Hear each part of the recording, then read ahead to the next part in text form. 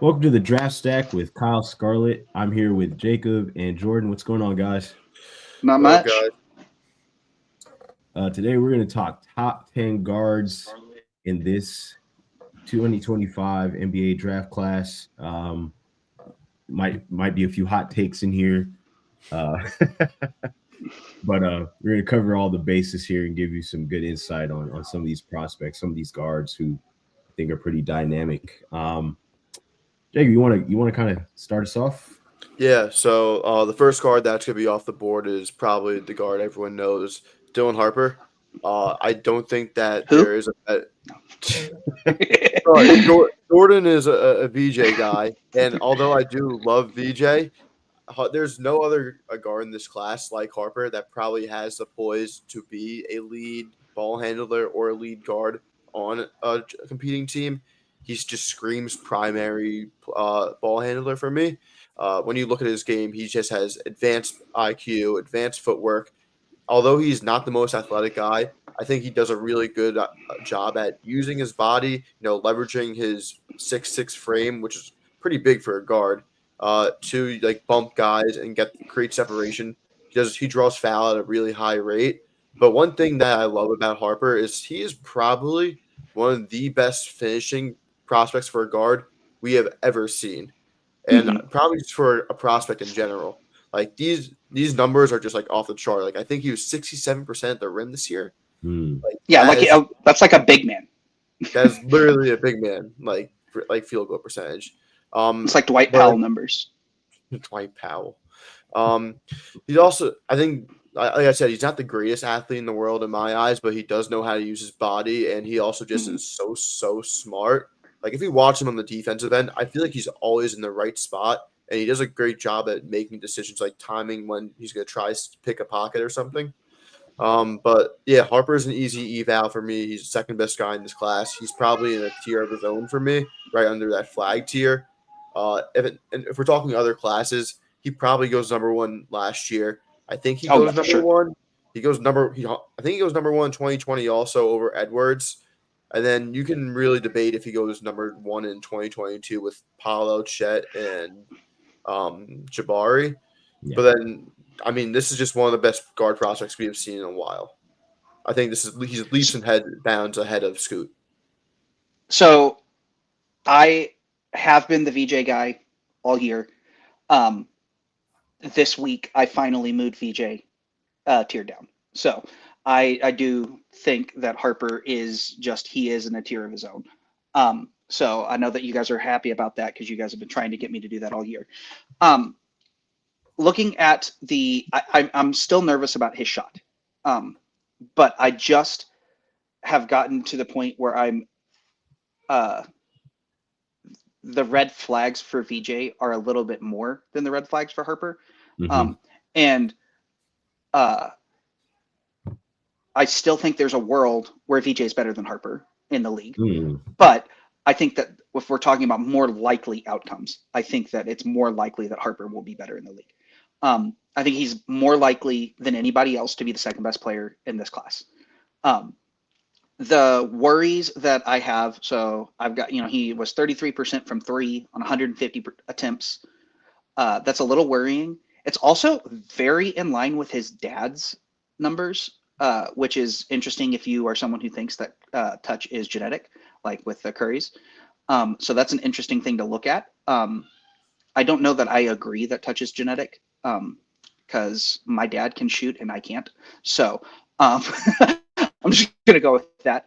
But he, on the bright side, he was 75% from the free throw line on a ton of attempts, and he draws fouls. So I think that there is a pretty good likelihood that he is going to be able to at least shoot enough at the next level. I kind of worry about him being your point guard. Um, and that's where my biggest red flag with Harper is. Um, now, to be fair, he was playing with just Ace Bailey and everybody else was like a Make-A-Wish kid on that Rutgers team. So the assist numbers are bad, but even the vision looks bad. And I don't know how much of that vision is um, I see you and you don't deserve to get the ball, or I didn't see you. And that's where I think that's the widest variety. Because like if he can really pass, then you're talking about a point guard who can get to the rim. Like he's very similar to James Harden, but I think he actually tries a little bit more on defense than Harden does. Because Harden's a good defender when he wants to be. And so it's just he like never wants to be. So I like Harper as a prospect. I think that he's very clearly the number 2. Even though I'm probably lower on him than consensus, he's still number 2 on my board.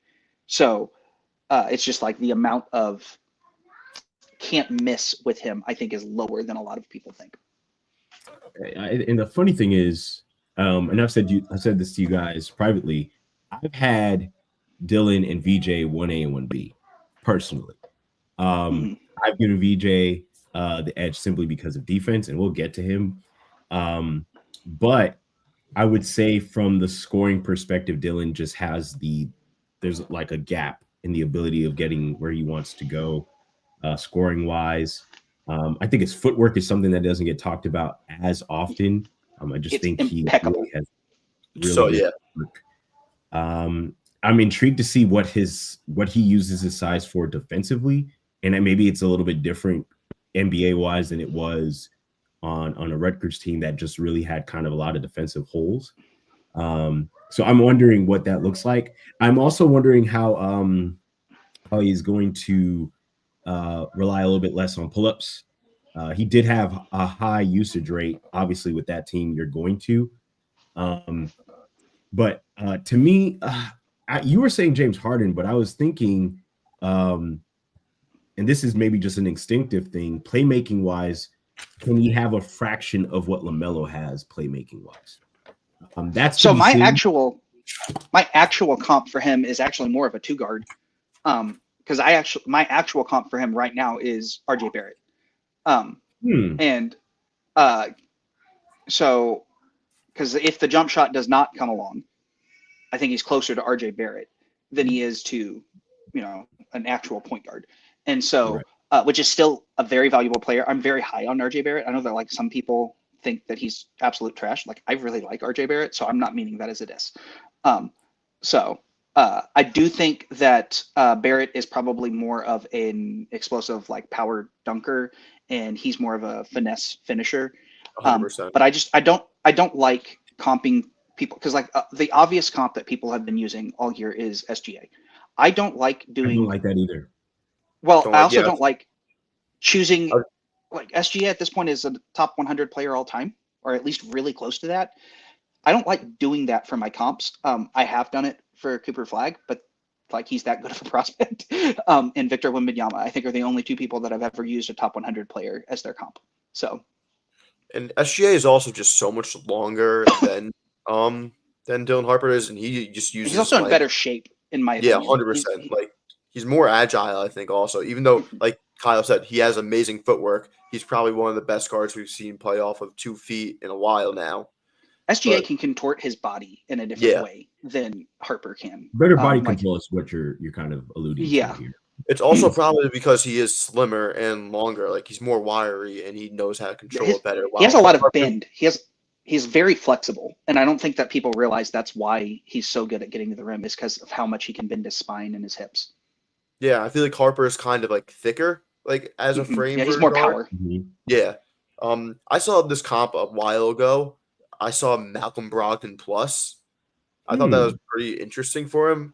Defensively, I don't really see it because I think Brogdon at Virginia was probably one of the best point of attack prospects we've seen in a while, and he's just such a smart defender. On the offensive side, I do see it to an extent. I think Brogdon's shooting was somewhat no one didn't really see that coming. Better, yeah. It was much better than when he came to the league. But also to your point of him not being a great Harper not being a great on-ball shooter right now, guard development is really tough, and something that Harper is really good at right now is off-ball shooting. He was a really good catch-and-shoot shooter last year, and he was pretty smart when he was relocating off-ball screens and whatnot. So I do think that's a skill that's going to be translatable, while the other shooting, like the on-ball shooting, the pull-ups, the step-backs, that stuff will later develop. Yeah. And I agree with that. Yeah. I fully agree with that. To me, you guys already know where I'm going. if he can be a plus defender team wise, then that to me is what will separate him even further. Just being able For to sure. use his size at his position, I do think he'll likely, if he's not playing point guard, he'll likely see some of the Vassell role. Just as you mentioned, the shooting, that's kind of what Vassell is used as, is somebody who can get off ball, slippery off screens, things of that nature, trying to just get shots off. So it'll be interesting to see if that's kind of what his role is, because they already have two guys who need the ball in their hands as point guards. So it'll be interesting to see if that's how they interact as far as being able to use those three guys together. So who do we have next here? Who's next on y'all's list? Jacob? VJ Edgecombe is the Yeah, next. it's VJ. Yeah. So I'll start with VJ. Sure. Love him as a prospect. He is absolutely athletic. He is absolutely nuts. He can do a whole lot of stuff with transition. He's an incredible transition guy. I do think that sometimes he jumps before he has a plan on offense. And if that can get coached out of him, I think he's going to be just an absolute monster in transition. I also think that his shooting is fine. I really, he's 34% on 153 threes.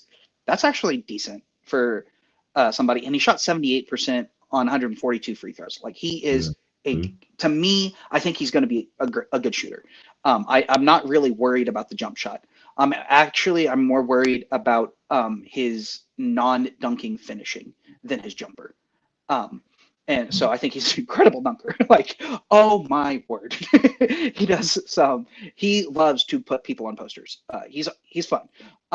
But when he doesn't have, he's not very good at going around people. If he can't go through them, he doesn't have very good around them. And so hopefully that can get fixed. As far as defense, I think he's a very good point of attack defensive prospect. However, I think we've also been spoiled recently with some of those point of attack defender prospects. Like, I don't think he's going to be Amin Thompson. I don't think he's going to be even Bilal Coulibaly. I don't think he's going to be, Asor, or even the guy at Phoenix, Dunn. Okay. Yeah. So, but I still think he's going to be a positive there.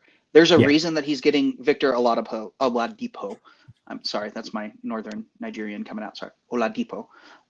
Comps is that he is he's a lot more. He's a lot better of an offensive guy than a defensive guy, I think, at his peak. But he's still going to be a very, very solid defender. And so I actually think that there are less weaknesses, because everyone is pointing to the jump shot as the big swing skill, big weakness. I actually think most of the metrics, it looks like he's going to shoot. So I don't think that the shooting is the problem. I think it is actually some of the other things that we tend to take for granted with this type of prospect that are more of the red flags. What do you think, Jacob? Yeah, I mean, I agree with what Jordan said for the most part. Defensively, I think he's gonna be a better defensive player. Honestly, I think that what we saw from him last year in college is that he's a defensive playmaker. He averaged 2.7 stocks a game last year. Like, this is a guy that will jump down lanes, even though during the combine you would have liked to see him be a little bit longer. I think he was barely 6'7" in length, and he's 6'4" without shoes. So you would have liked to see that to be a little bit longer, so he can get out there and just intercept passes a little bit better. But I think this guy moves his feet extremely well. Like Jordan said, he is an exceptional athlete, and that will probably fare very well for him, especially when he is going to have to switch in many situations. Offensively, he's a functional athlete. He's very functional. Yeah, he knows how to use his body. He is a little bit undisciplined at times. He will try that's a huge issue. Like, going for the block when he shouldn't have to, falling for pump fakes. He's probably a secondary, tertiary guy on the offensive end. He's probably more of an off-ball connective piece, a guy that's going to slash and get like off-ball cuts, like easy spots at the rim.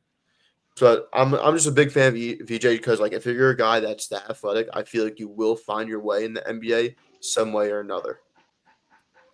Yeah. And I think I agree with the defensive side. I think that's why I had him 1B with Harper. I think his ability the wingspan is a big impressive thing for me. I just think at his height. And he's drawn some really interesting comps that I'm not going to justify on here. I'm not going to say them. I know who you're talking about. Yeah, I'm not doing that. Yeah. But I do think he's shown the ability to be an elite two-way guy. Do I think the offense? For those of you wondering who it is, it's the guy with the worst statue in the NBA. Yeah, and I'm not touching that with a 10-foot pole. Yeah, he does not need that pressure. And that is a lot of pressure. But I do think if there was somebody to understudy, like how to like play the passing lanes, how to use your body to stay in front of your man, stuff of that nature, that is a great person to learn from. But I do think it just letting him come into his own game and kind of be his own person, defensively. Offensively, I don't even want to put that on him either, because that's also been the comp. I just think it's to be seen. Not to mention some of what, and just to mention it since it's kind of out there, Wade was a much better ball handler at this age. Significantly better. Yeah, the ball handling is a red flag for VJ, in my opinion. I don't think that he's a sound ball handler at all at this moment. It's pretty loose and just not really controlled. Right, and so the tightness that's and granted, we're talking about a Hall of Famer here, so I'm not measuring them, but I'm saying if he was to say, hey, whose game should I kind of pattern aspects of? Because I have my own game, but what aspects could I take from this particular player and add to my repertoire? That now, granted, he is. Shooting guards have gotten so much bigger now, so it's really difficult to kind of go at players, at least from the post up and some of that. You have to have real strength to kind of do that. I do think he shoots free throws really well, so that's a big plus if you have a guard that can shoot free throws. And that's not a given these days, people. Like there are some guards who struggle at the line. So if he can continue to be really proficient at free throw shooting, his pull-up shooting is one of those things that I think that's linked with the handling. If you can't create off the handle, you're not going to be able to make the pull-up. So I just think he has to raise that a little bit. But to me, I don't think there's another guard I would put 1B or third right afterward as far as a prospect, just because of what he does defensively. And then the athleticism, as you guys have mentioned, is just unreal. I do think he'll need to think about processing the jumps more. And granted, there's something to be said for that, right? Like being able to jump and process what you want to do next in a split second is a skill set that's takes a little bit of learning curve. So it's a mind muscle connection, right? So if he's able to connect those two things, that could help with body control. It can help with finishes at the rim. I think Jordan, you mentioned just not sure about him not dunking the ball and maybe laying it up. A lot of that is just figuring out how to use your body and how to manipulate the space you have as far as a vertical leaper. So lost Jordan there for a second. But yeah, I think he's a really tough guard. He plays with that like confidence and motor and flair that you look for when you are trying to get a guard. Like he just like plays the game at like full speed, full throttle, like will go at you, no fear whatsoever. And like that's just that says a lot about him as not only a player but as a person. Agreed. Yeah. Agreed. Some people have him as a wing. I don't. Not sure why. Especially on offense, I think he's more of a guard. Agreed. Defensively, I could see him being on the wing side of things, guarding wings, just because I feel like he can, and he'll be able to check them at a high enough rate too. Offensively, absolutely not. He's not going to be able to have the like perimeter ball handling abilities to play the wing right away. At least not at this moment, right? Oh, yeah, Right. definitely not.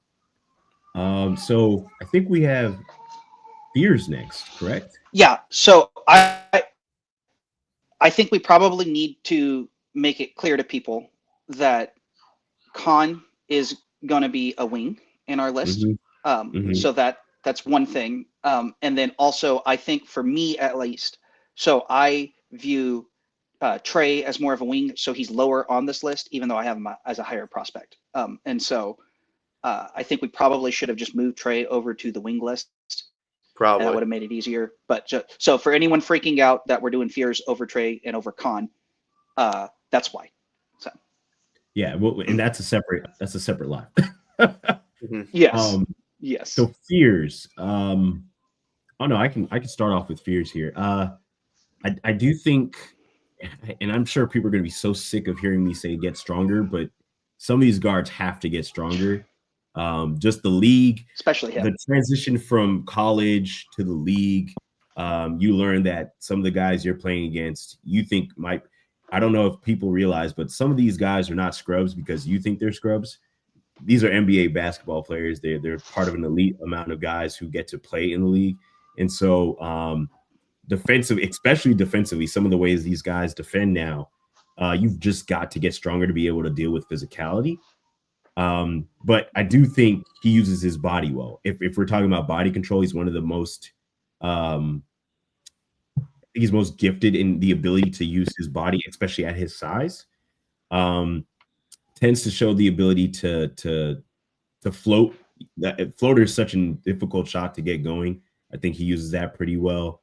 I do think his efficiency could be a little bit higher on threes. Just being able to spread the floor and stretch it and give himself driving lanes. Do think his assists, especially as a lead guard, if he's going to be a lead guard at some point, the assist to turnover ratio is going to need to be a little bit better. He's going to need to raise his ability to make reads and find guys vision wise. Yeah. And then finally, I just think in the open floor, he's shown the ability to finish at the rim. But I'm wondering about that explosiveness, especially when you need to just get a bucket strongly. Can he finish above the rim? So I think those are my things for him. I think he's really good. I think he has a smoothness to his game, especially for his age. He doesn't seem to be rushed. He tends to take his time and get where he wants to get to. But what do you guys think? What do you guys think about Jeremiah Fears? I worry, like all of my worries would be alleviated, like are kind of alleviated by the fact that he's the second youngest player in the draft. Like, so everything to me is about maturity and physically maturing. And so I don't think you're drafting him for this year. If you're expecting him to come, like, the Mavs couldn't have, if they were at 11, if they drafted Fears, that would not solve their point guard problems for this year. But I do think that he is very clearly, to me, he's got some very good indicators. I think that the 3-point shooting numbers, while that doesn't look great for the actual threes, he's an incredible free throw shooter. He's got touch everywhere else. I kind of believe that the 3-point shot is coming. However, the thing that I really do worry about, again, this goes back to the maturity, is he averaged 3.4 turnovers to only 4.1 assists. So that's something that I would watch on. So I think that makes him more of like a combo guard, in my opinion, than an actual point guard, which is fine. I still think there's definitely a role for him in the league. But there's just a lot, to me. The maturity isn't there, but again, he's the second youngest player in the draft. So should the maturity be there is the other question. So. And also I'm probably a little bit of a hater because he's, OU and, go Longhorns, but, I think my disagreement there is, I know he's 18, whatever. He's the second youngest player in this class. I don't think it's more about that, because I do think that he's shown at the college level enough that he can produce at a high level. especially as a ball handler, because he probably is the second best ball handler in the class behind Harper. I think he also does test Harper a little bit in that category. But my question is, what exactly is his role going to be in the NBA without having the ball in his hands? Like, is he going to be a guy that's constantly flying off ball screens, relocating to get open shots, and is he going to be able to knock down these like open like spot up jumpers? Like, we didn't really see that a ton at Oklahoma, so that's probably my big question. But like you said, he is a prospect, and a team that needs to take a swing should probably take a swing on him. I feel like Brooklyn would be an unbelievable destination for him. I think that would be worth for his development. But like he's really like his size and just like obviously he's young, so he's not filled out. But size and frame, they're just like really not ideal for like switch heavy defenses or teams will need to play drop coverage with him on the floor. Like that's a problem for me because I think it just messes up the entire rotations. So like, is he best? Is he going to be a guy that's on the team and just chucking up shots, or is he going to learn to be kind of like a change of pace, like second man off the bench, where he's just running the offense and running the show? Yeah, I think he could be an incredible sixth man. If you're going to get him as a sixth man, like he's going to be one of the best sixth man in the league. But the idea that he's going to be a star player is maybe there's a lot of red flags to him getting to a star potential. Yeah, and I think a lot of people are way too high on that aspect of it because being a 6'2", 6'1" guard, it's never been harder in the NBA before. If you're not shooting or passing at a high level, which Jeremiah does not do either of right now, you're not going to be a star NBA guard. Yeah. Not at the moment. No. And so that's kind of where I was at with the assist, the vision. Can you make reads? Do you have the vision to organize guys? And Jordan, you talked about maturity. Some of the maturity with guards is being able to slow your teams down, right? To get them organized and settle them in. Can he do that with his play as far as playmaking is concerned and finding guys? I actually think there's not a whole lot of playmaking worry to me because, like, I didn't watch every minute of OU, but to me, most of his turnovers to me were actually like physically he would get bumped, and I felt like that was more of the issue than him, doing terrible passes or losing his handle or anything like that. I thought it was like he's turning it over because of physicality, not because of inability to make plays. So I do think that there is definitely a path as his body fills out that those turnovers will cut down. Which that goes back to my initial point. He has to get stronger. Yeah, he's got to get stronger. Has to get stronger. It has to be NBA body ready. Obviously, again, this is a prospect, so I'm not saying to rush anything. Total developmental patience here, but just like that's going to determine his effectiveness. Even scoring the ball, right? Like him being able to continue to be smooth will require him to just add some strength. And maybe put on maybe 5 to 10 more pounds. He doesn't have to be bulky, just a little bit more strength so that his body can take what it requires. I think, Jacob, you touched on it as well. The ability to just to deal with being a smaller guard, especially at the position he'll likely play. And unless you're a coach that has a specific kind of game plan or a specific lineup that you kind of run guards with, he likely is only going to be playing point guard. Like I just can't imagine that he'll play up to combo guard or 2-guard position, just because of his size at the particular moment. So it's to be seen. So we have Trey Johnson next. Jake, I love Trey Johnson. I love him. Like I have him 5th on my board. No, he should be 4th. He should be 4th. I have written down 5. He's 4. Yeah, that was a typo. He's 4. He's 4 on my board. Okay. He's. Oh no. Ace is over him. So yeah. So he's 5th. But still, he comes into Texas and he breaks the Kevin Durant scoring record his first game. Like the scoring chops are real. And I get that like people are judging him on the fact that he was forced to play point guard. He's not a point guard. That's fine. It's okay to not be a point guard. Like he's tall enough to not have to be a point guard. To me, he can really score. There was somebody who earlier this week had posted on Twitter that like he would be the fourth person ever in history to let me see if I can find that. It was like he'd only be the fourth person ever to be drafted.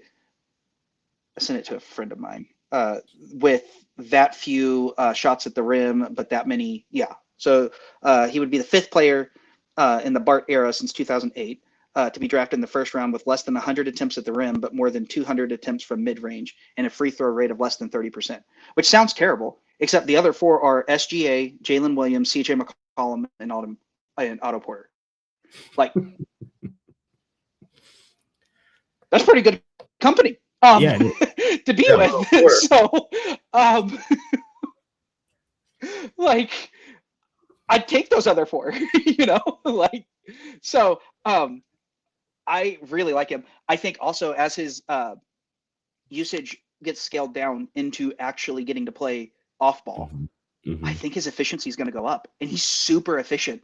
He shot 40% from three on 224 attempts, and he had 87% from the line. Like, the dude can shoot. So now you're going to like quit making him have to take, you know, triple team threes. Like, I'm pretty excited about where he could go.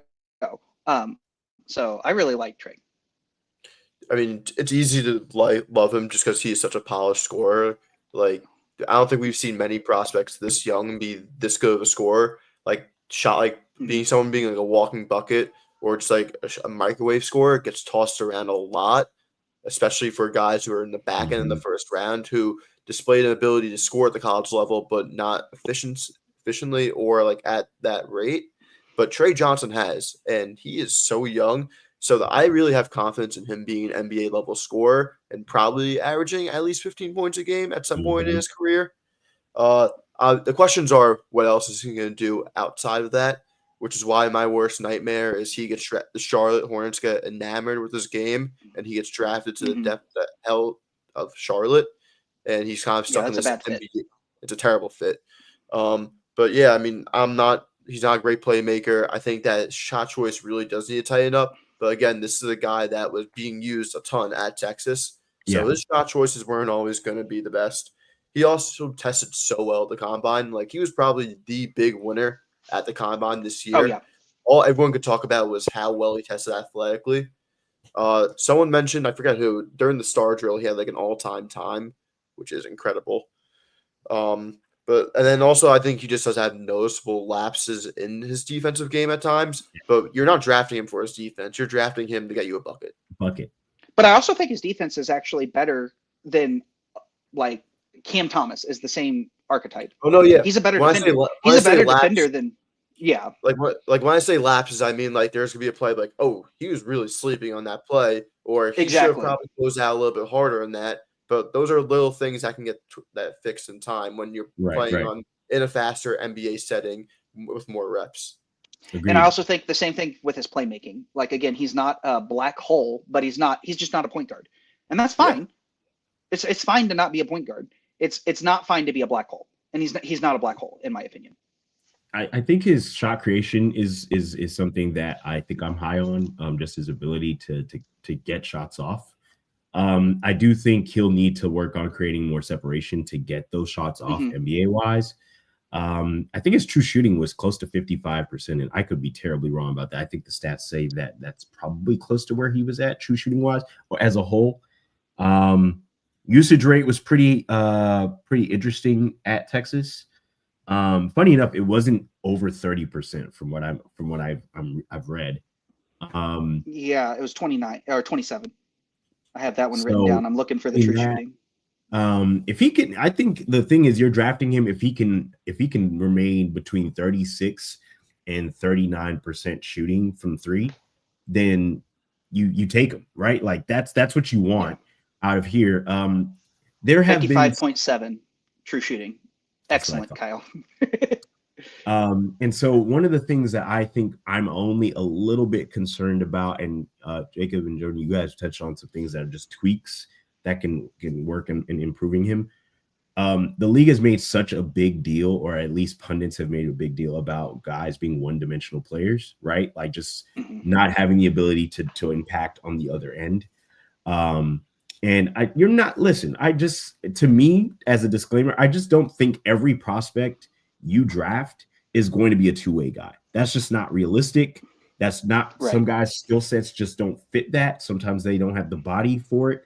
So expecting every prospect, or at least dropping some prospects because of their inability to be a two-way player at this moment, especially if they haven't played in the league before, to me is a weird indictment. Now, to me, if you can get a bucket, and that's your natural ability, and that's something that Trey has, to me, I've said this before, it is so much easier to tell a guy, hey, look, you're 6'6", you have a decent wingspan, I just need your lateral quickness to get up. Like, let's work on some drills here. Than it is to tell a guy, go get me three. I've said this before. He has the ability to create shots and get shots. And it is really difficult to teach prospects. And we've seen it before where guys were high, they were within the lottery, and then their scoring just was such a big problem on the floor. They could defend, but if they are going to be sagged off, it's playing 5-on-4 on the other end of the court. So that's something you don't have to worry about with him. I think you mentioned, Jacob, you mentioned his efficiency, just doing it at this point. I think he'll be 20 in a few months. So there's just a lot of upside here. And then to me, if he's going to be a movement shooter, which I think some of that is what a team is going to draft him for, it's just being able to, cut off screens. His conditioning is going to be, I think, will need to be high, especially if he's going to be that kind of player for whatever team drafts him.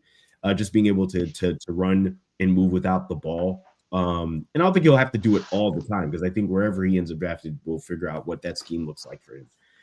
But as he gets used to what it takes to be in NBA condition, that ability to move without the ball and get shots off, I'm intrigued to see what he does here. I think we have Casp next. Casper is Jacquinus. Yeah. Sure. Probably. I would love to start here because you guys know this. I am not somebody who's super down on prospects. I'm just not impressed with him.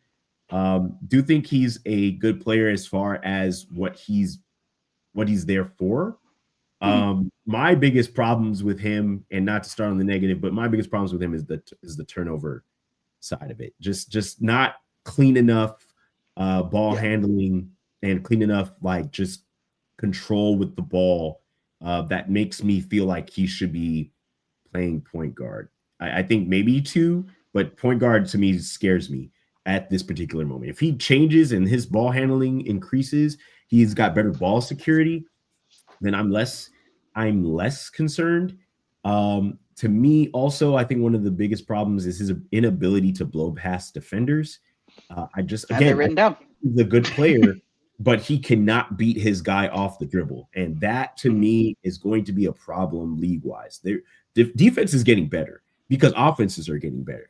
So if he can't beat his guy off the dribble, I'm trying to figure out how high can he go? Like what is his ceiling? What is his upside?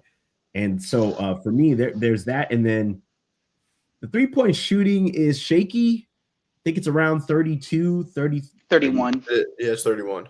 31. But the free throw is phenomenal. So, I'm not totally out on the shot. Right. And then lastly, just will he be able to navigate? And this to me, and this is just me tying this is my own basketball philosophy. I'm not passing it to anybody else. But to me, if he can't beat his guy off the dribble, how can he navigate pick and roll? That's just me. I tie those two things together. You have to be able to create the advantages to pick and roll. I don't know if this gets faster, if right now he's working on it. It's just, and we see something completely different. But a player typically at this particular stage is who they were and what we saw in college. So I would love to see him just be so much better at some of the things that I've mentioned here. And then, of course, defensively, I think he's he's okay, could be better defensively. And just being able to stick with his man, I think that his lateral quickness could work a little bit more. And then a lack of explosiveness. Just I need him to explode more. I don't know if you can teach that much. If you have it at this stage, you have it. Typically, it's hard to kind of gain explosiveness, especially now, unless some type of program happens where he's just like constantly working on the pilo to get more explosive. So, sounded like it was a big negative here, but there's some things to me that worry me as far as his ability, point guard wise. I mean, he's probably one of the toughest evals in this entire class. It's Yes. kind of like you look at him, it's like, all right, he does some of this stuff well, but like he's a great passer. He's got the IQ, whatever. She's got a nice floater game. Is that gonna be good enough for him to get NBA minutes? Like, is that gonna really change the game? Him making a nice pocket pass or him like just like knowing the feel of the system? I don't really think so. Like the more I've thought about Yaku Shonas, the more I don't like him. And I was going back and forth with him in fears for a while now, just because I just didn't love the way either one fit on an NBA team. But I do. I'm kind of shocked because I'm shocked he's this high on the list, because I think the three of us, we were all lower on him, and then everybody else that we had fill out was like way higher on him. So I'm kind of shocked that he's over Igor, for instance. Like I actually like Igor. I think they're very similar as prospects, and I like Igor a lot better. I was gonna say him and Igor were the two toughest evals in the class for me, and I don't want to get too ahead of myself. I'm not a huge fan of Igor as a prospect. That's probably my most decisive prospect. I think he's a borderline first-round pick. That's just me, though. But more. We'll talk about that later. Yeah, we'll talk about that later. But sticking with Yaku Shonas, I just don't know exactly what type of role he carves out. Like, he's not a terrible off-ball shooter, but is he a guy that's gonna I think he needs the ball in his hands to be somewhat successful in the league. And can I throw out a comp? You gotta do it, all you. Yeah, Mario Hezonja. So I think he's more of a wing than a guard. I think Hezonja is a little bit more physical, though. A little bit, yeah. And I think he's probably a little bit better of a passer than Hezonja. But I feel like he had the hype of being this top 5 guy, and his body is just like, his physical ability is just not there. And so I think he has confidence. The main worry to me is I think that the statistics are showing that he's not really a point guard, even though he has the passing ability. The statistics are like, he did not have that much usage. He didn't have this insanely high usage, yet he had 3.7 turnovers with, not that high of usage. So I'm a little worried about him as a point guard. I think he's probably a shooting guard. And then if he really is a shooting guard, then how valuable is that skill set as a shooting guard? Not really. It's weird. So that's my worry. I like still have him 15 because I think you got to swing at it at some point and be like, maybe he puts the things together. Because if he can put that together and actually be a point guard, then you have a very valuable point guard. Because he's a great rebounder for a guard. He does a lot of good things, but it's just like, where do you value the floor? Because I think he has a lot lower floor than someone who can do so many things, you would think. It's weird. You often don't hear 6'6" point jumbo guards be considered tweeners, and he really is. But he kind of is. Like, it's so weird. He's a very weird prospect eval, but also like you do watch some of the tape and you do watch some of the things he does as a ball handler sometimes, and the way he uses his body. You're like, oh, that's nice. He did a great job of getting this guy on his back to create separation. Mm-hmm. But like, also, how many NBA guards can do that? I kind of wish he came back one more year, to be completely honest. I'm gonna use that argument for Igor a little bit later, but like I said, these two guys are similar skill sets. I think Yaku Shonas has proven it way more. Well, Igor's why don't we just go into him? Yeah, I mean, yeah. Yeah, that's fine. Yeah. I just Unless you had something else you wanted to say. well, all I was gonna say is just I think one of the things for me that I've stated kind of what this looks like. Explosiveness does not mean dunking the ball. Explosiveness means I can get through the defender and finish. He just does not have it. And it's weird because I think I mentioned Jordan and I didn't mean to interrupt, but like his frame to me says athlete, right? Like it says like elite athlete. His usage of his body and the frame is just like, huh? What's happening here? It's like he doesn't know how to do it. It's very weird. It's like he looks like he should be a better basketball player. I don't right. Like it's very wild. Like even on some, if you've seen any of the tapes, some of the breakaway stuff, I'm like, he's not dunking this ball. It's just like you just kind of know it's I shouldn't be able to say that about somebody 6'6", 200 plus. I just expected more explosiveness from his game, especially because at some point some boards had him as high as 6, and I was just like, I think some guys on top 3. Some people had him over ace in the beginning of the season. Beginning of the season, he had unbelievable hype. Like he was like top 3 on some boards. And then I think he kind of has dropped too far in some places because I saw some places like having him like outside of the first round. It's like whoa. Like I don't think we've gotten that bad yet. No. So. I do think you're trying with him. Yeah, Igor. Which to me, I have them separated by 1 spot. I have Igor 14 and I have Kasparas 15. So like they're just right next to each other. To me, I like Igor at the height. I also kind of think that if being a guard doesn't work out for Igor, he can fall back on being a forward.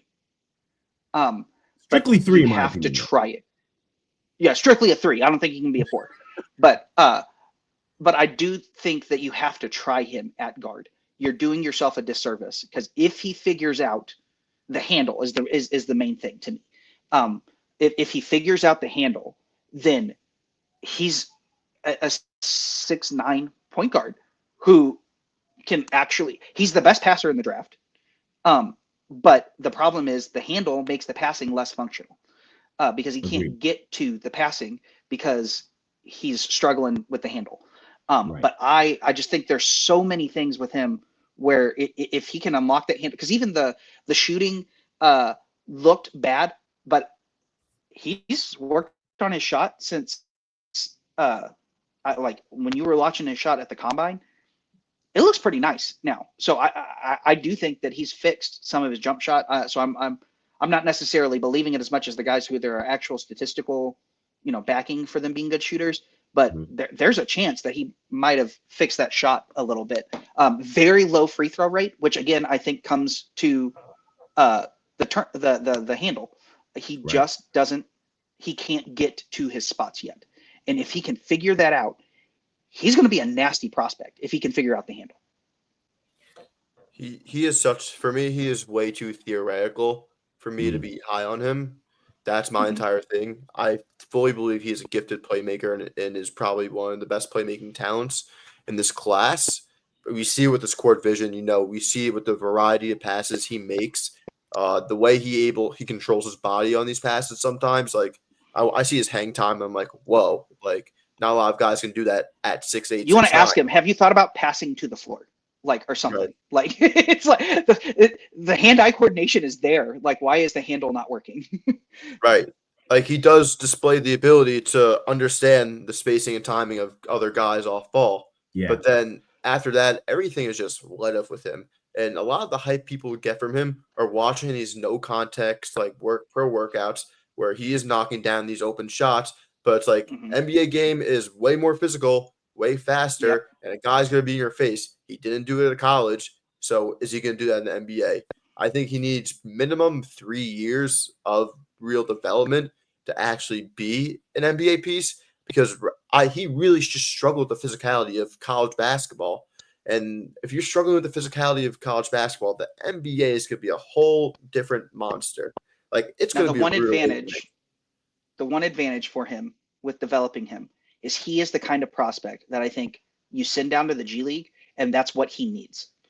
Because like a lot of guys need to figure out how to scale down their role. I think he needs more reps as the dude. So I the G agree. League's actually perfect for him, in my opinion. I think he's raw, right? Just from the physicality perspective. And to me, I think at his size, I don't know. I think this has a lot maybe to do with feel and handle. Josh Giddey's probably the yeah. only other guy who is his height, his size, playmaking chops. But I think Giddey is much better with physicality than you are. And granted, we're not. Giddey was much stronger. Also, I think Giddey was a little smaller and more compact. Right, which helped him. Also, and this could Lower be center me. gravity. So if I'm wrong, you guys please correct me. It feels like he's still figuring out his body in some plays. Like it's like, dude, you're 6'9". You have a mismatch here. Attack that. And it to me, he's very much like Poku. Right. So the word I would say is just he seems unsteady at his ability to get to spots. I think he has the size to get there. He just isn't doing it fast enough. And if he can figure out how to do that faster, the playmaking is going to be off the charts. I think his assist total will go up. I think he does take pretty good care of the ball. Shooting to me is interesting because he's shown the ability to stretch the floor in some cases, and in other cases you're like, what's going on here, sir? You just made an extremely difficult three on this end, and the one that's wide open you're missing. So it's something where I just feel like the hand-eye coordination is definitely there, but I think the mind-body connection is kind of needs to be tweaked a little bit. He's only 19, so I think he has a lot of upside. I'm going back to defense. He has all the tools, in my opinion, to be a good defender. He's 6'9". Yep. Just a bit. His wingspan is about 6'10". So there's some size there that you can say, hey, good hand-eye coordination. Right. We just need you to be a good team defender. Stay with your man, be able to move your feet well. The playmaking is, I think, what he's mostly going to be drafted for. If you're looking for a guy who is a playmaker, then this is it, right? So I think that's what you're drafting him for. Somebody that you can shape into the playmaker you want. To me, he's dropped way down on a lot of boards, similar to Casp. I now, granted, I don't know. I'm not sure why that's the case. Now, some people, I think it's because teams are just favoring, people just favor the two-way forward prospects, because we are seeing how I also think that those guys are in the playoffs. Less guards are needed too in the lottery. If you just look at what teams are needing, they very few teams in the lottery need guards, and so there's only so many. Right. I think that realistically, draft night, we see him go somewhere between that. I don't think OKC is going to take that a shot at him at 15, and I don't think Orlando would either, because I think Orlando's in desperate need of shooting. I could see him going anywhere from 17 to the end of the first round. Brooklyn has has 3 picks in that range. Utah has a pick. Washington has pick 18. So one of those teams will definitely take a swing on him. For sure. Yeah. For sure. And he'd be good in Brooklyn, because Brooklyn needs somebody to be that guy. And they're not necessarily expecting to win next year. So just throw him into the fire. Let him learn. I think it also depends on who Brooklyn takes with that 8th pick also. Mm-hmm. That's true. Agreed. Yeah, if they have fears, then maybe you only do one of those two. Yeah. And so I'm correct here. Clayton? Clayton. Well, Walter Clayton Jr. Yep. Yes. I want to start by just saying I would not be surprised if we look at this class in 3 years and Walter Clayton is a top 5 player in the class. Oh, agreed. He just has proved it time Legitimate and shooter. time again. He's that guy. And the dude can shoot. Clutch. I think the clutch factor is another thing that there's some things you can teach, there's some things you can't teach. And if you have it, that's you it's tough. It's tough to say because there are some guys, there are a lot of like boards who are in between on him as far as his positioning, just because I think overall the draft space is strange about guys who do more than 2 years at college. That's a whole other conversation to have. But I think his ability to go from quiet game to we're within 2, we're tied, we won is insane. He makes tough shots, hits tough shots. There are some people who are not a huge fan of guards who live off of a tough shot diet. But to me, if a player shows their ability to take and make big shots and tough shots, that only increases with reps. Like I think that deepens that people talk about a bag, the ability to go deep in your bag and say, hey, this is something I'm confident in taking. That's not a big deal. That's the kind of guard we're talking about here. Just solid at 6'2". He's almost 200 pounds. Just the ability to get free off of screens and handoffs is something that's impressive to me. I think he was close to 40% at threes, just elite at free throw shooting as well. Intriguing playmaking chops. I think he's more of a secondary playmaker than he is a primary playmaker, but I think a team that drafts him is likely going to want to see what he looks like as a primary playmaker. Active hands as a defender. I do think he's solid because he's solid. Just can play decent defense. The clutch factor kind of falls into this here. The basketball IQ is pretty high, extremely high in my opinion. He doesn't always make the best defensive reads, but his offense to me is what you're drafting him for. He's not a lockdown defender, but I think you're drafting him for the late game stuff, his ability to make decisions with the ball. Jacob, you talked about microwave scores. He shot 809 threes in college, and he made 39% of them. And there you go. Like, it's really, and on free throws, it was 481, and he was 89%.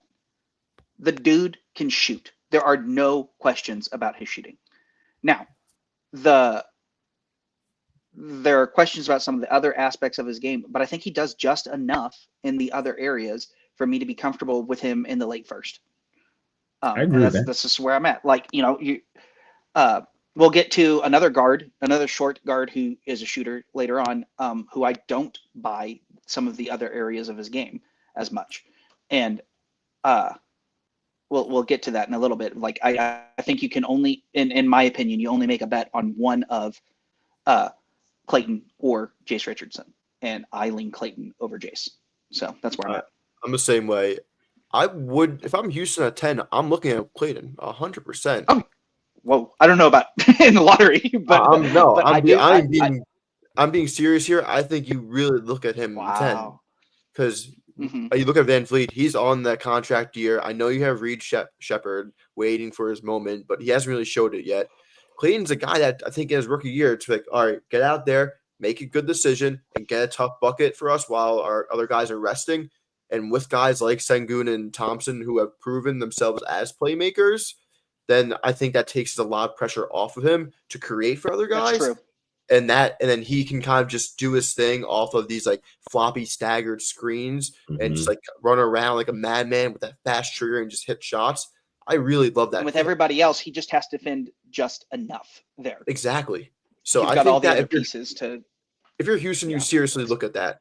But any you're team, selling me. I think any team should, like, in that bottom half of the lottery, should really consider just taking him, unless you're Chicago, who just has a million guards. Just too many guards. Or even probably not Atlanta either, even though that would be interesting. He's my dream pickup for Dallas to somehow get back into the draft. Right. That's because you still need a guard. Exactly. And so he would be the absolute dream to somehow get into Dallas.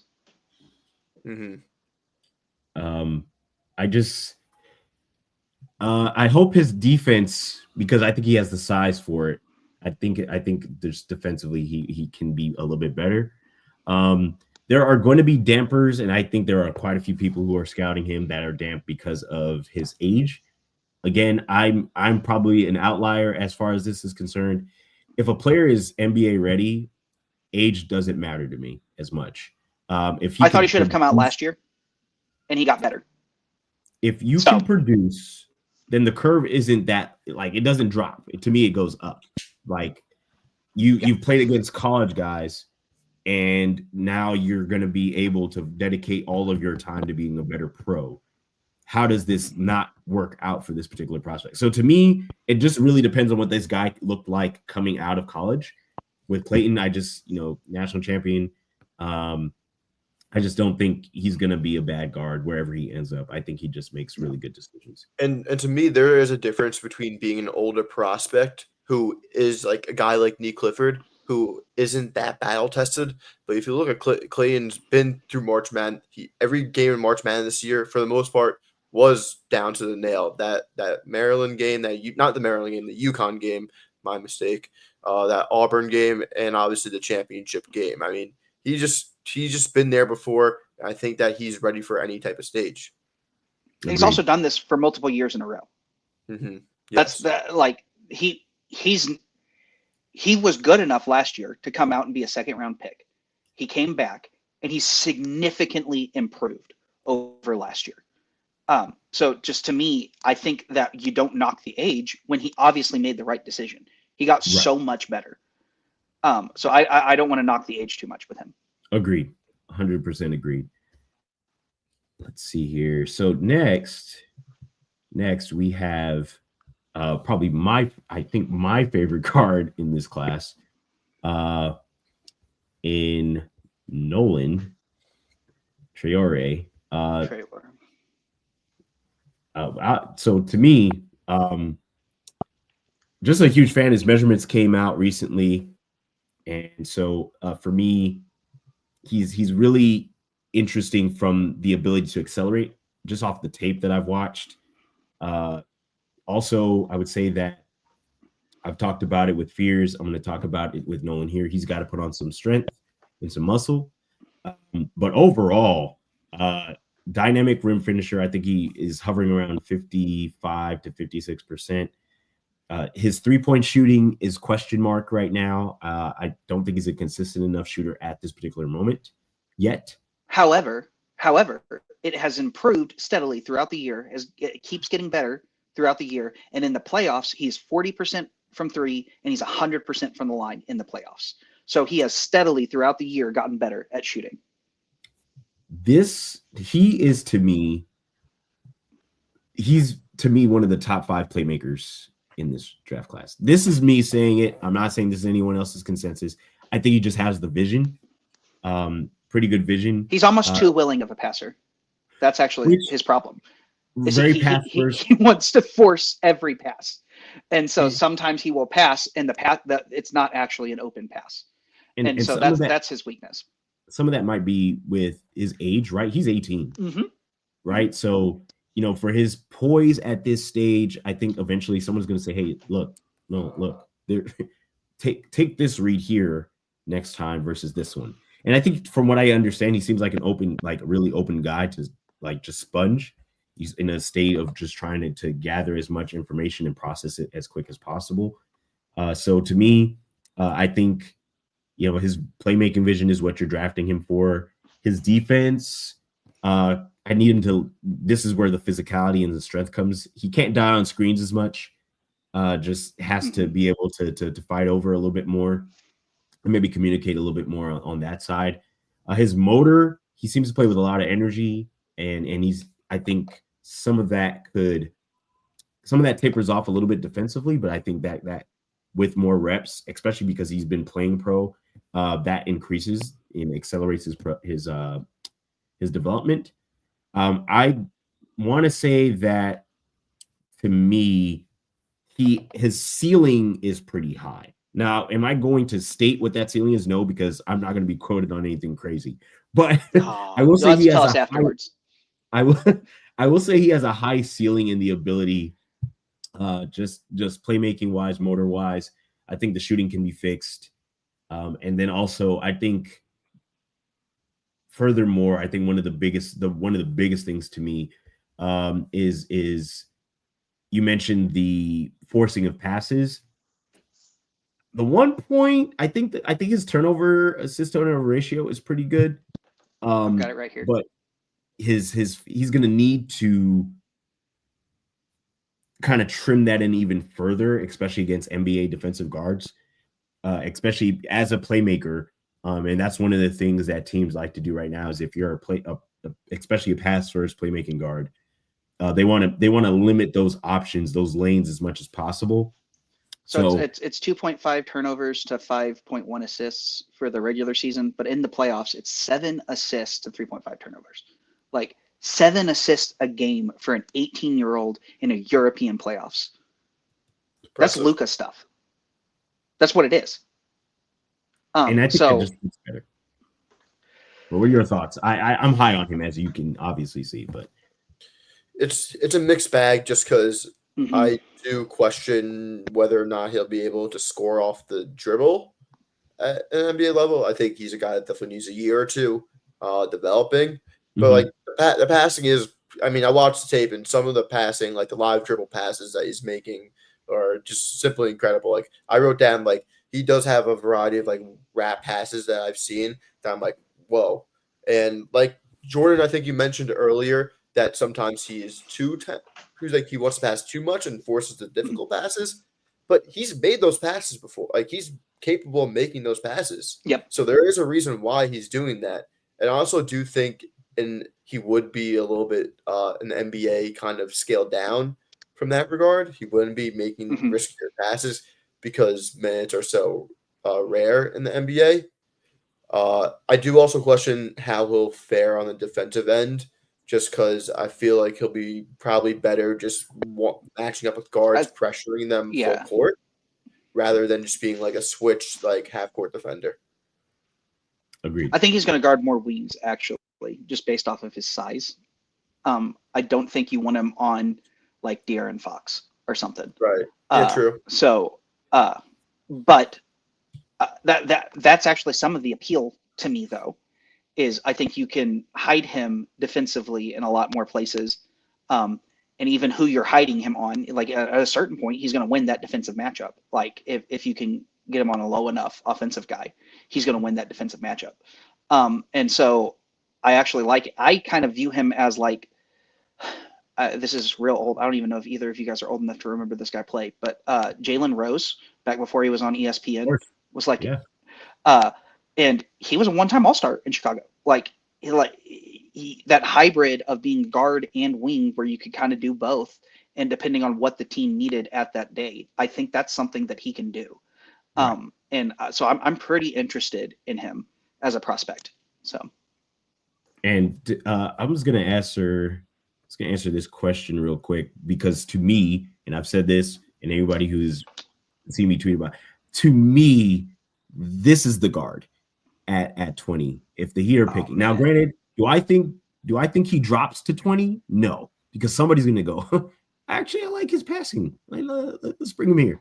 Oh man, he'd kill it in Miami because they would fix so many of the problems. Like so many of the red flags just automatically don't become red flags with Miami's coaching staff.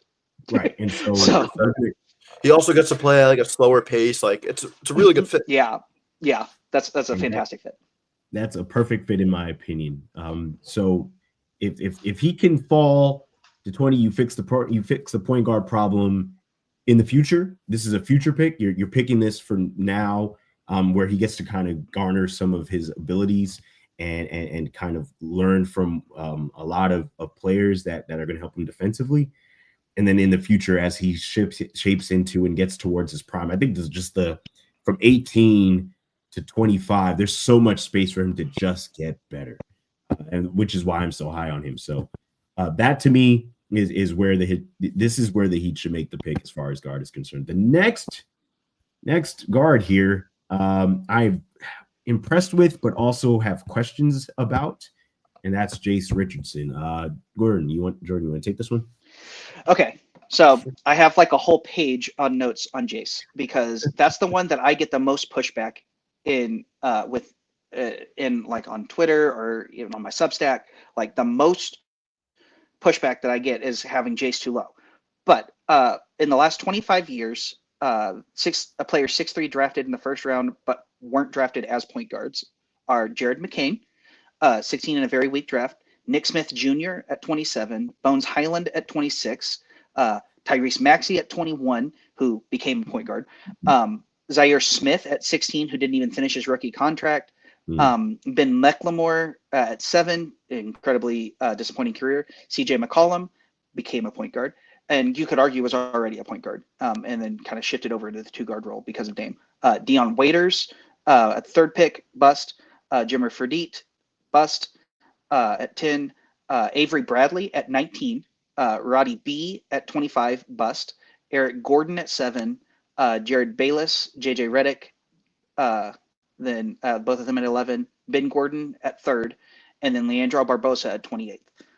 If we're talking about someone who did not become a point guard, or I'm pretty sure Eric Gordon grew because he's now listed at 6'5", not 6'3", but he was listed at 6'3".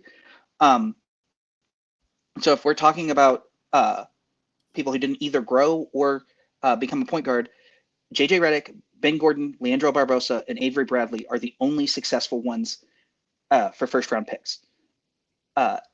And the last of those was in 2011. It's been a long time since someone of this archetype has successfully made it in the NBA. People want to say Donovan Mitchell. Well, Donovan Mitchell has become a lead guard. If you really think that Jace Richardson is going to jump up that good to be an MVP candidate, that's what we're talking about. Donovan Mitchell is on a completely different level. He's been All NBA first team 3 times now, 3 or 4 times. I don't see that for Jace. I just don't. The margins for error at that size are so small, and it's like if you took away Davion Mitchell's ability to run the point.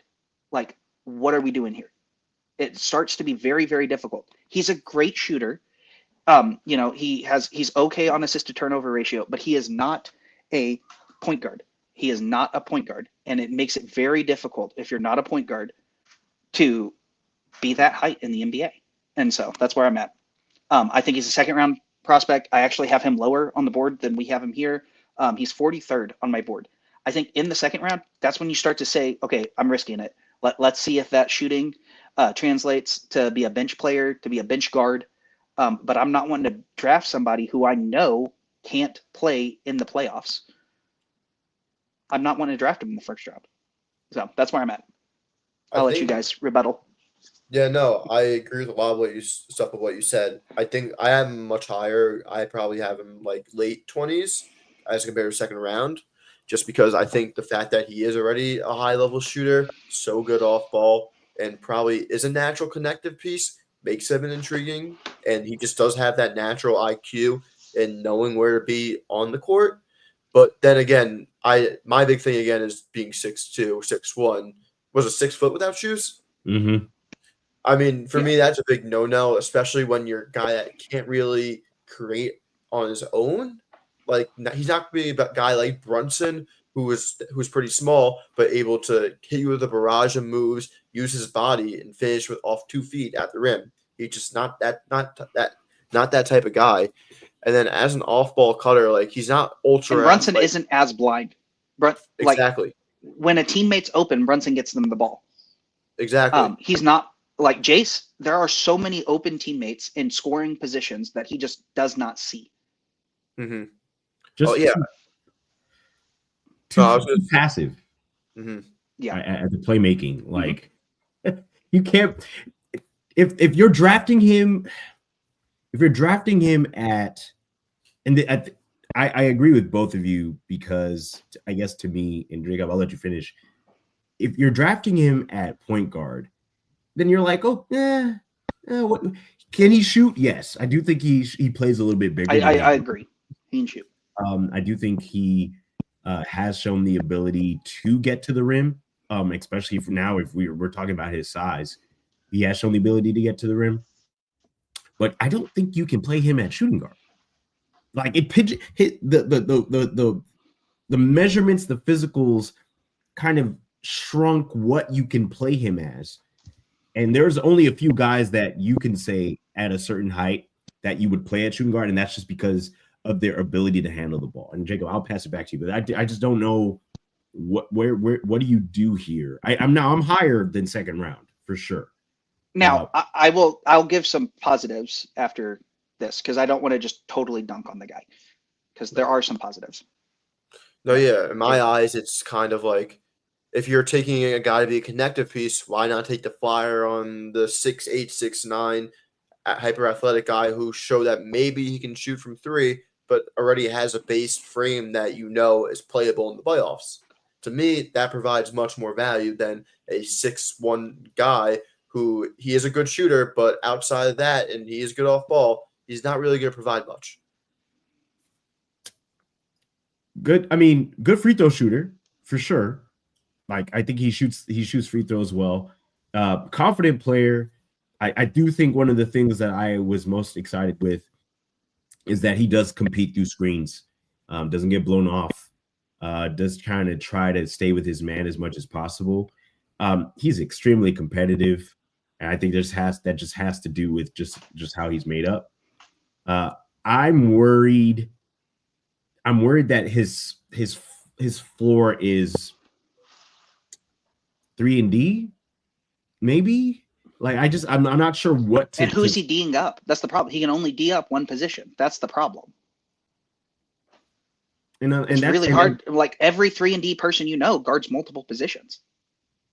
And unless you're really strong, right? Like you just have the strength to guard up, right? And it makes your ability to to be versatile higher. It really is to be seen. I don't know. I'm concerned a little bit. I do think he's a good prospect. He could surprise us all and just be completely different than what we saw. I do think he's efficient from shooting, and again, he wasn't like a super high turnover guy either. No, like so it's not like maybe this guy either, and that's so maybe Izzo. Because Izzo, only played him off the bench for so long, and so maybe he just thought I got to score every time I touch the ball, because this is the only time I'm going to get to touch the ball, and maybe he does have that passing in him, and we just didn't get to see it. Like maybe there are. I think that there are also places where watch his high school tape. He did not. I don't think he had that passing then either. I don't either. I don't. But also, his brother was with him in high school, and his brother's like just a much better prospect. So. Right. Yeah, I think you kind of wanted the ball in his brother's hand. But to me, if you put him in, like, if LA could somehow get him, I think he's excellent fit next to Luka, because he can guard the ones, and then you let him play off ball, and Luka's going to find that dude for shots. Mm-hmm. Like, if you can find another tall playmaker, Indiana, he'd have to come off the bench because he's not better than Nembhard. Indiana would be a fit. Charlotte would be a fit. Obviously, you don't want to do that with the high pick in Charlotte, but I think Orlando, lower pick. Orlando, you put him next to Suggs and Paolo and Franz, who they do the ball handling. So there are places for him where I could see a first round pick working out, but just on a generic team, he is not a first round pick. And so that's where I'm saying that's why I have him as a second rounder. Well, this next guard is probably the most interesting of the guards here, as far as just like evaluating what his game is going to be. I've heard so many different kinds of comps for him. Now, granted, one of the comps that I think he could be close to, I'll state later, but Ben Saraf is our next guard, and I don't know if Jacob or Jordan want to take this one, but I know.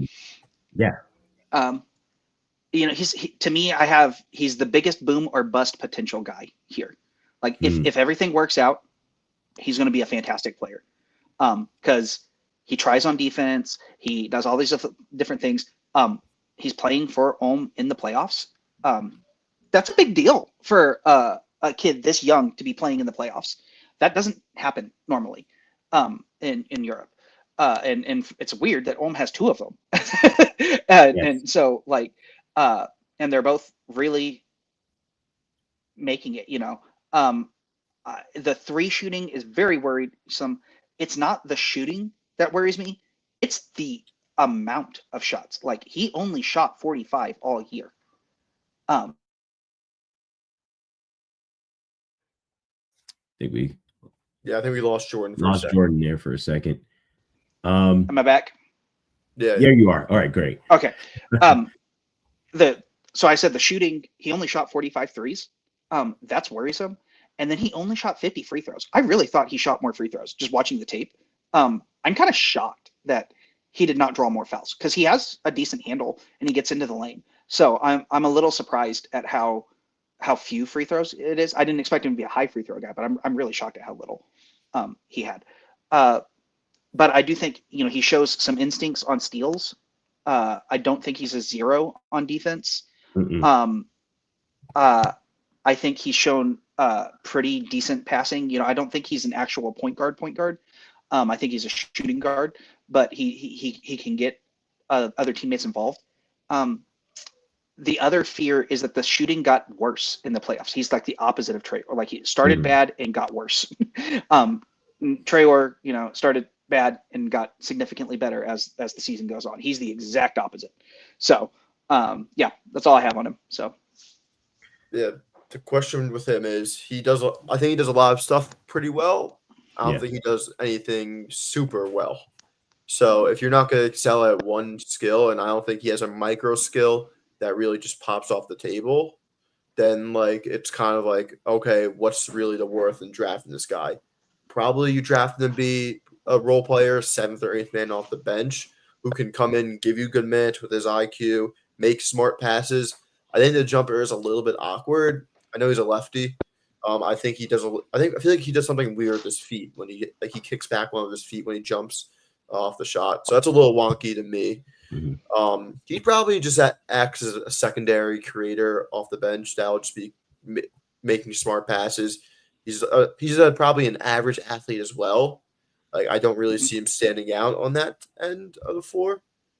I think his driving gravity is probably his most intriguing skill, to be honest.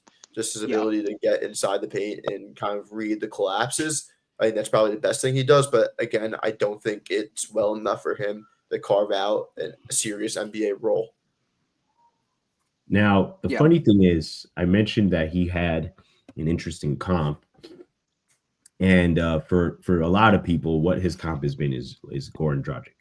Now, that's actually not the one I've heard most. So that's the one I've heard, and maybe you guys have heard some other ones. My concern is I think people don't remember how crafty and how much footwork Goran Dragic has or had. Also, Goran Dragic is shooting more than 50 free throws. Correct. And just because he was crafty around the rim, he was able to. Well, he's also going to take the he loved contact. Yeah, Dragic was very flexible with his body. I feel like his hip mobility was very, very good, and Saraf does not have that. Doesn't rebound well at this level yet. It has to be seen. 6'6" at point guard to me is interesting. Granted, I think any team is going to take a swing on a guard who's above 6'4", point guard. It's just what it's been trending. You got Shea, you have LaMelo Ball, you got a lot of guards. You got Cade Cunningham, just point guards that are big in frame. I do think I'm wondering about what's going to happen physicality wise. He's going to need to adjust to that quickly. I do think, to me though, he might 6-man. I'm not sure yet. That really is to be seen. I'm intrigued to see what his pacing is like against NBA defense. I think his vision is one of the things. Again, this is another guard where his vision is what you're drafting him for. Just sees the floor really, really well. Granted, again, processing for me is something that doesn't maybe get talked about as much as far as the draft scenario. I think we talk about it quite a few, and there's some other places that do, but the processing speed, playmaking wise, and being able to manipulate defenses is something that has to happen with your lead guard or a point guard.